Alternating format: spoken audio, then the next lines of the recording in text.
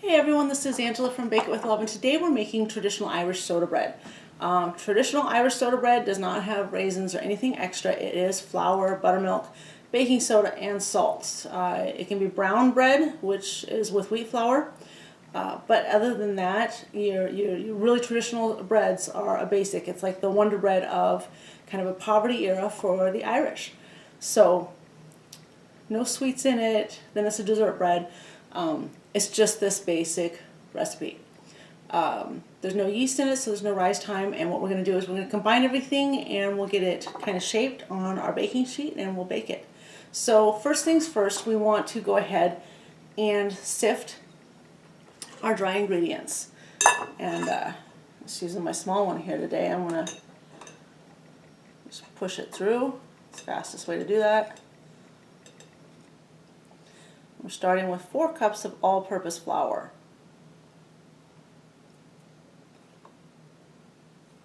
That's all sifted, and we add the baking soda and the salt.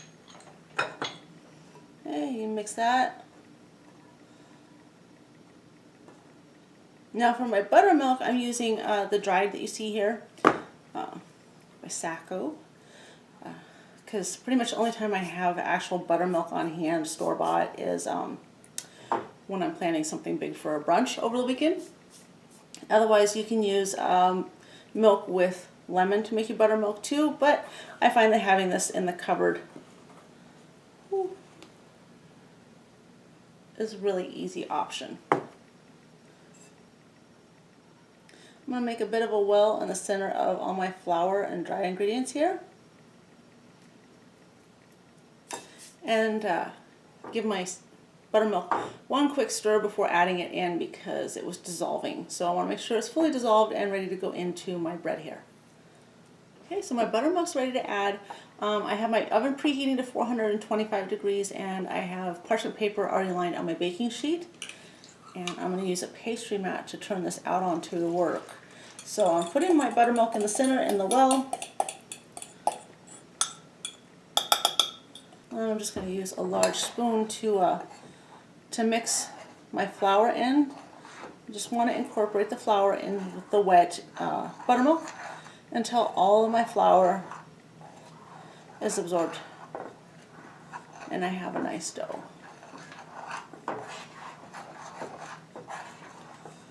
Now when we turn our dough out onto our floured work surface, you want to knead it really lightly, not too much, just enough to get it to pull all together and make a nice loaf shape to place on your baking sheet. Okay, I have a pretty dry mixture here. I don't want to add too much flour on my work surface, so I'm going to get that ready and I'll be right back. Okay, I've got my pastry mat here. I'm going to spread my flour a little bit on it and get my flour on my hands too. Turn all of my dough out here. Pull it in all towards itself here in the center. Like I said, we don't want to knead it too much. We just want to gently try and pull all of our dough together. Make sure and keep your hands coated to try and avoid sticking to you as much as possible.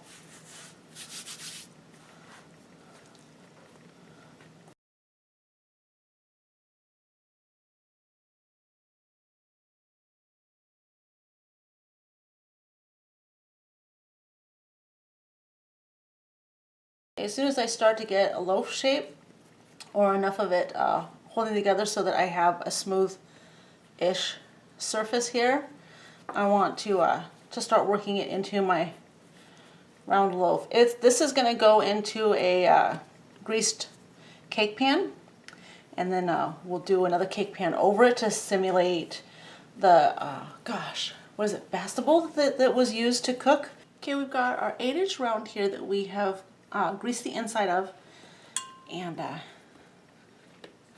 we've got our dough. It's round obviously, and about 1.5 inches in thickness. We want it here in our cake pan. You can push it out. Grab a sharp knife to score your bread in across I want to bless our bread, and then you need to poke holes in each of the 4 sides so that you can let the fairies out. So now our oven is preheated to 425 degrees.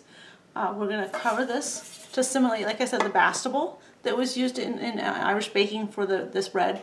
And we're going to leave it covered for the first 30 minutes, and we'll bake at 425, and then remove this for the last 15 minutes and finish baking. And then our bread should have a hollow sound when tapped on the bottom. So this is going to go in the oven. We'll be back when it's done. This is a half an hour into our baking. We're going to remove the top, beautiful, and return this to the oven uncovered for 15 more minutes. Again, we're baking this at 425. Okay, this is our Irish soda bread right out of the oven. I'm going to let it cool down for a minute and then pop it out. There's a certain amount of hollowness you can hear even when you're tapping on the front. I've made this enough times so I know that my times with my oven are exactly 30 minutes and 15 minutes uncovered.